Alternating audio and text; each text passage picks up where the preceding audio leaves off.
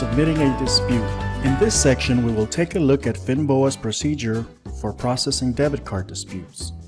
Keep in mind that while all efforts are made to document our software in a way that is most accessible to the majority of users, this is by no means a comprehensive one-size-fits-all guide. Because of the customizability of the platform, our out-of-the-box procedure may not always be what is best for your particular situation. Your bank may do things a bit different or have different sets of requirements or procedures that need to be taken into account when performing these tasks.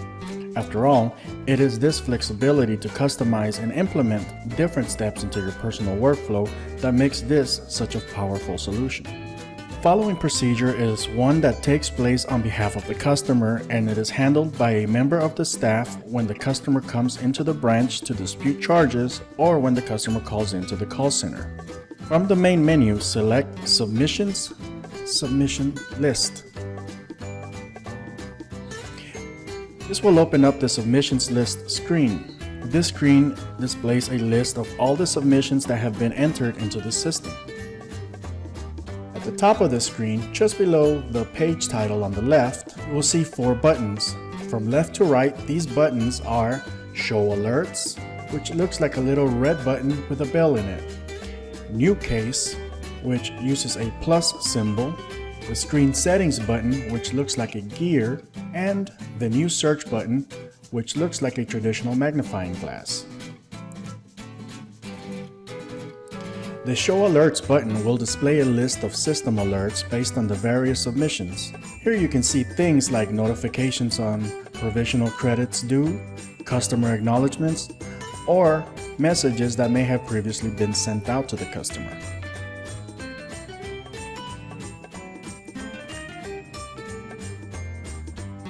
The New Case button allows you to initiate a new dispute submission. We'll be using this button shortly. The Settings button allows you to adjust which columns are displayed as well as the order in which these columns are displayed in the submissions list table below. And lastly, the Search button allows you to run a custom search as well as create a custom view of your submissions list. Let's initiate a new submission by clicking on the New Case button, and for the transaction method, let's select Debit Card. Notice that now you also have additional options to choose from. Here you may select whether we will be reporting our submission as a fraud or non-fraud. In order to continue, we will next need to locate the customer's information. The quickest way to do this is by simply entering the last 4 digits of the customer's card number.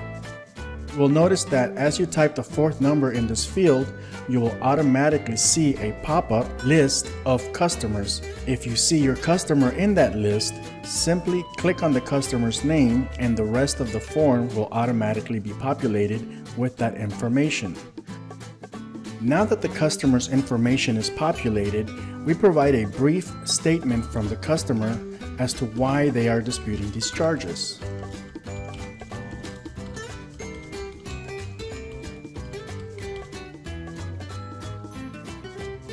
Finally, we will include the transactions being disputed in this case.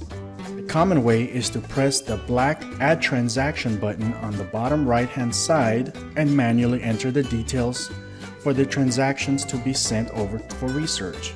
For multiple transactions, just repeat this step as necessary. It is also important to note here that while this manual option is available, it is not the recommended way of doing this. Banks who make use of FINBOA's integrated solution also have direct access to that customer's transactions, thus saving additional research time. To access this, simply press the button labeled Select Transactions at the bottom of the form, where by default you will see the last 30 days of transactions already listed. You can also load up additional entries based on a date range. Your transaction results may be further refined by using keywords or numbers such as merchant or amount information. If a transaction has a plus button on the left-hand side, this means that this item may be added to our list of disputed transactions. If there is no plus button on the left-hand side, that means that this transaction may have already been disputed in a previous case or has already been added to the current dispute. Let's go ahead and click Close. We will now press the next button at the bottom of the page. The system will now take all the information and piece together the official debit card dispute form, which will contain all the information we have entered so far, as well as provide us with an easy way to fill out the remaining questionnaire items.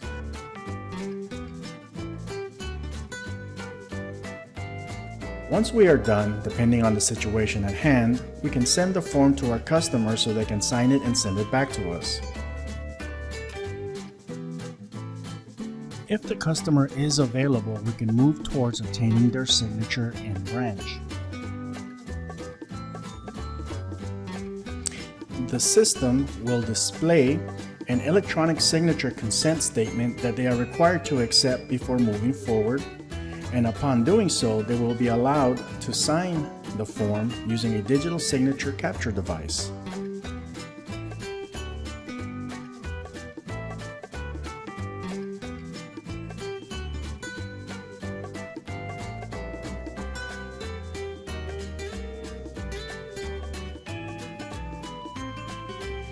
Once the form is signed and the customer has acknowledged the data that they are submitting is accurate, press the Done button. At this point, the dispute has been submitted, a case number is assigned to the dispute, and our research may begin.